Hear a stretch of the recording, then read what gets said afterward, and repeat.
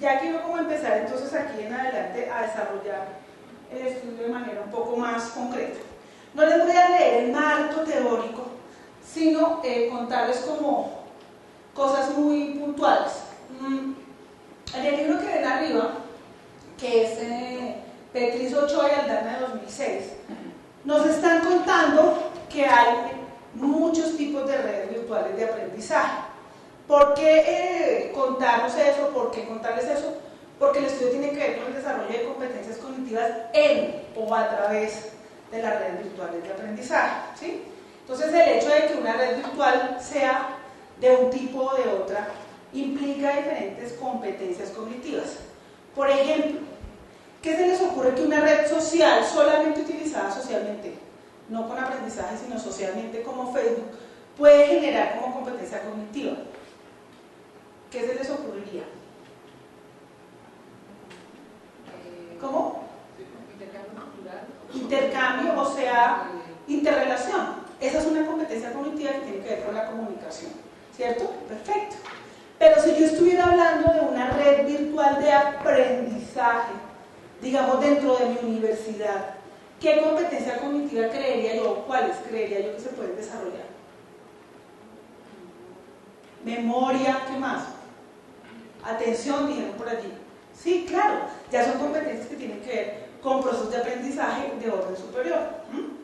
Otra cosa importante, o que quiero que tengamos en cuenta, es que las redes virtuales y las redes sociales, las dos, pueden potenciar el tipo de aprendizaje colaborativo, ¿sí? En las dos, pero se direcciona de manera diferente. Entonces aquí lo que hago, y lo pongo pues, lo puse extenso para que en el material se lleve como un concepto muy grande de las redes virtuales de aprendizaje. Esta está planteada por Sánchez, es una de las más completas que he encontrado, y él las considera como comunidades virtuales de aprendizaje, comunidades virtuales con unas características específicas que están enfocadas al aprendizaje, con un funcionamiento claro, con unas características, con un tema, con unos roles que se organizan allí. Entonces la red virtual de aprendizaje es enfocada, la red social es más abierta y un poco más suelta, ¿sí? Sin embargo, vamos a tratar de hallazgos a lo largo de este estudio y pues de lo que he podido sacar de la investigación. Las personas generalmente creen que la red virtual de aprendizaje solo se da en una universidad, solo se da en una institución educativa, pero no, hay muchas redes virtuales de aprendizaje muy bien estructuradas fuera de la institución. Entonces también como para que tengamos en cuenta ese aspecto. Muy bien. Una de las principales dificultades para este estudio fue encontrar un marco teórico estructurado que hablara precisamente del desarrollo de competencias cognitivas a través de redes virtuales de aprendizaje, y en realidad no lo encontré. Se encuentra mucho de aprendizaje colaborativo a través de redes virtuales de aprendizaje, sí se encuentra, y se encuentra mucho del tipo de competencias que se necesita del estudiante o del docente para entornos virtuales de aprendizaje. Entonces encontré muchos estudios, pero ninguno relacionado directamente. Este, por ejemplo, el estudio 5, tiene que ver con el papel de Facebook en lo que son las relaciones interpersonales, en la comunicación, en el tipo de información que se comparte, y obviamente descubrieron, que creo que no es un descubrimiento sino más bien algo obvio, que los estudiantes y la gente joven utilizan muchísimo más Facebook que los docentes o la gente de determinada edad. ¿Por qué creen que pasa eso? ¿Por qué será que la gente joven está más dada a utilizar Facebook? Nativos digitales, ¿cierto? Y los otros no hemos incursionado como tan cerca, sea como padres, sea como amigos, o sea como docentes, no nos hemos acercado, nos hemos quedado un poco más en la mirada distante, indiferente o de crítica. Eso lo vamos a analizar ahora al final. En el estudio 6 hablan de las competencias necesarias en estudiantes y docentes para el trabajo en ambientes virtuales. Sin embargo, leyendo muy a profundidad este estudio, que pensé que se acercaba a mi tema, me doy cuenta que no se acerca. Y llegan a conclusiones como que pues como que todos sabemos que falta fortalecer las competencias tecnológicas tanto en estudiantes como en docentes, eso lo conocemos y lo hemos vivido, ¿verdad? Llegan a conclusiones como que el estudiante se acerca más y utiliza más de pronto la plataforma, pero no siempre con fines académicos, sino para compartir algo, para socializar algo. Entonces, no nos concluye ni nos habla realmente de unas competencias específicas, porque cuando se habla de competencias tecnológicas es un mundo gigante. Hablar de competencias tecnológicas son muchas cosas, entre ellas, por ejemplo, las comunicacionales, en las que creo que la falencia es enorme. Todos, seamos directivos educativos, seamos empresarios, seamos líderes de un proceso, estudiantes o docentes, todos yo creo que encontramos en nuestra gente la falencia comunicacional. Pongan a alguien a escribir así rapidito, hágame un ensayo de una hoja, ¿cómo nos va? Si nos dicen, tiene 5 minutos para hacer un ensayo de una hoja, lo pensamos, ¿cierto que sí? No es tan fácil.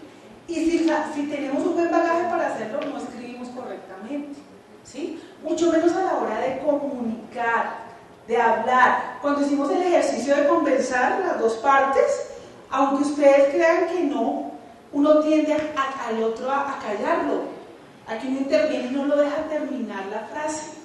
Nos cuesta bastante escuchar, ¿sí? Y estamos haciendo prejuicios rápidos, todos son competencias cognitivas, no buenas ni malas, sino que son competencias cognitivas. Entonces, bueno, a todo eso se refiere el estudio 6.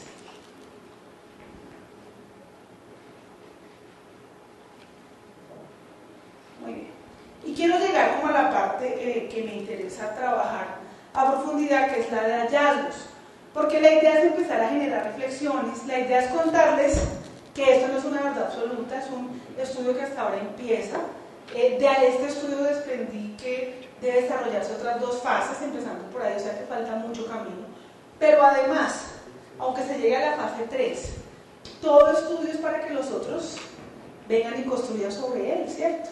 Aporten otras cosas, aporten otras ideas. Entonces, los hallazgos que quiero socializar con ustedes no es para contarles un dato, es más bien para dejarles reflexiones, hasta ideas que les pueden surgir a ustedes para sus trabajos, para sus entornos de virtualización.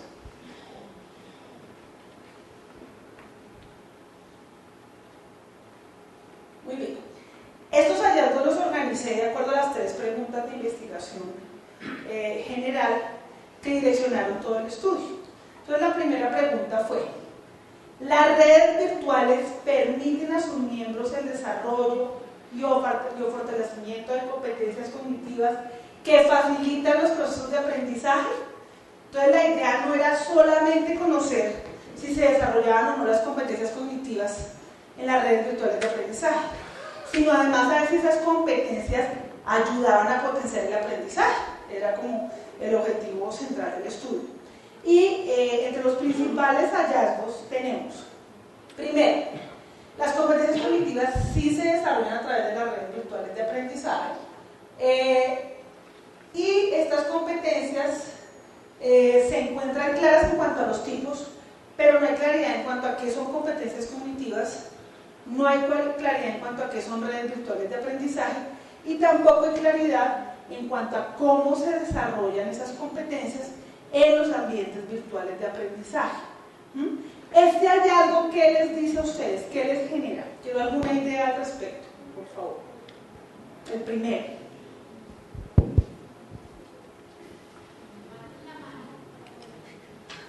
Que reciben el conocimiento directamente, pero no saben qué pedagogía ni qué metodología están utilizando. Perfecto, entonces aquí nos aportan que es como algo mecánico, ¿sí? Sabemos que hay atención o memoria o análisis, pero no sabemos cómo se está generando, no sabemos cómo se da el paso a paso, que es la metodología. Allá, te escucho. Esa idea podría resumirse en que no se han hecho estudios claros acerca de si realmente las redes virtuales de aprendizaje están dando un aporte al desarrollo de esas competencias. Como no hay estudios claros, pues no se ha hecho una medición, no se ha hecho esa sistematización del proceso. Ese punto es clave y fue la principal dificultad encontrada en estudios, que no hay una bibliografía y unos estudios aplicados y una experimentación clara al respecto, no la hay. Entonces es mucho más complejo pensar en una metodología, estructurada, probada, que yo pienso con el recorrido que he hecho en el país y la experiencia en educación virtual que sí hay. Hay instituciones que sí tienen muy claro cómo movilizan sus redes virtuales de aprendizaje, pero de pronto no lo han contado, no lo han socializado, lo que tú dices no se ha sistematizado. Cuéntame. De pronto se usa más porque, pues, habiendo la posibilidad, pues hay que usarla, es una herramienta más. Entonces, ¿por qué no usarla si la herramienta existe? Pero no con los criterios suficientes de orientación. Entonces, se usan y hay una comunicación. Para algunas personas eso, digamos, les aportará en la construcción de conocimiento, pero no está dado de esa manera. Se usa porque no usar el recurso. Gracias. Llegas a otro punto clave de este estudio. En un estudio etnográfico cualitativo hay dos tipos de categorías. Unas generales con las que uno empieza, que son muy pocas, ¿sí? Y esas salen del recorrido teórico, que en este caso fue complejo. Y están todas las que surgen ya de la realidad, que son más importantes y cobran más fuerza en este tipo de estudio que es cualitativo etnográfico, ¿sí? Y en la realidad, o con lo que expresan los sujetos participantes, surge esta categoría que tú estás mencionando, que es el uso de las redes virtuales de aprendizaje, ¿cierto? Las redes virtuales de aprendizaje se usan, ¿sí? Se usan muchísimo, pero como tú dices, como una herramienta que está ahí, como que hagamos esto, hagamos lo otro, pero no se conocen, no se sabe potenciar. Uno encuentra, por ejemplo, que un estudiante virtual utiliza muchísimo el foro, pero jamás entra a la biblioteca digital, jamás, ¿sí? Siento que ese sería un elemento clave si está trabajando en una red virtual de aprendizaje y tiene la biblioteca digital. Entonces el asunto de los usos se queda en algo un poco corto y más bien para un objetivo. No entro a la red porque es que me pidieron esa tarea y que tengo que entrar ahí, tengo que hacer. Otro entra a la red porque le interesa el tema. O sea, no, es que el tema para mí es clave meterme y profundizar, pero como que el uso está todavía muy restringido, ¿sí? Y como no hay un conocimiento ni teórico ni tampoco experimental, pues llega como a un límite. Quiero pasar al otro punto y hagamos el anativo.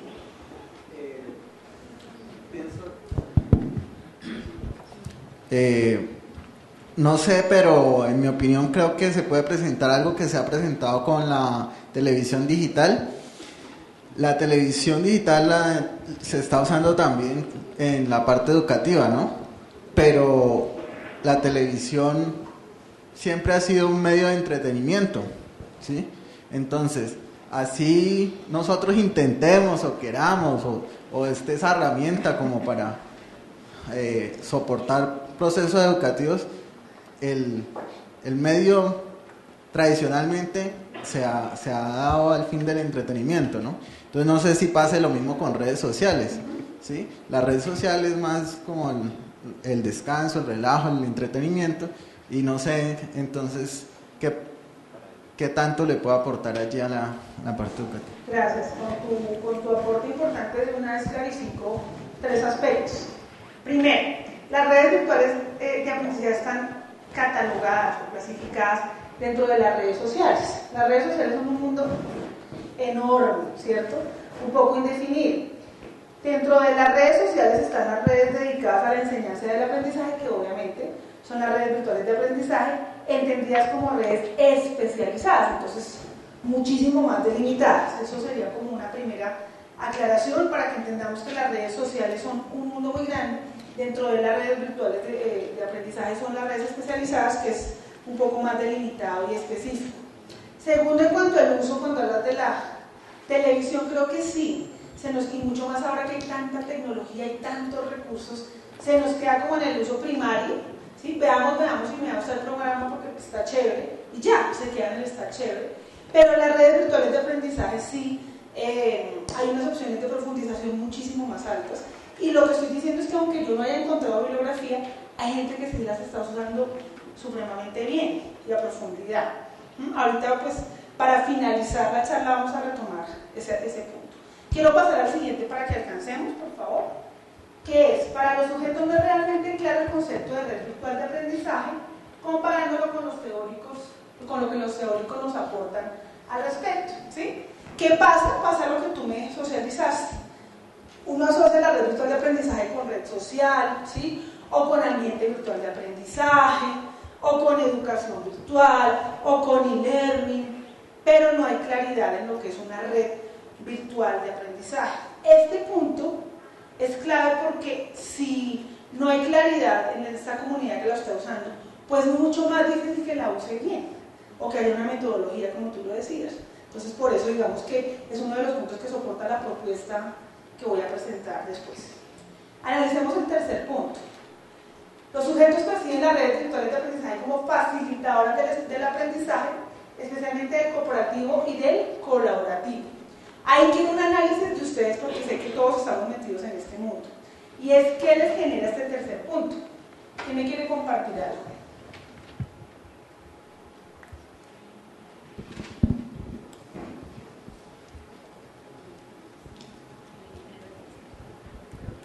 Pues este punto haría referencia a que las redes virtuales son el medio a través del cual se está dando el aprendizaje colaborativo, el aprendizaje cooperativo, sea dentro de una plataforma educativa o fuera de ella. Pero pues son las redes, la tecnología la que en este momento está permitiendo ese contacto de eruditos en un tema de un lugar con eruditos del mismo tema en un lugar remoto. Perfecto, entonces nos habla de un primer elemento que justificaría por qué se genera aprendizaje cooperativo y colaborativo, es porque podemos conectar al mundo allí, ¿cierto? Facilita muchísimo. ¿Qué otro elemento de la red virtual de aprendizaje permitirá?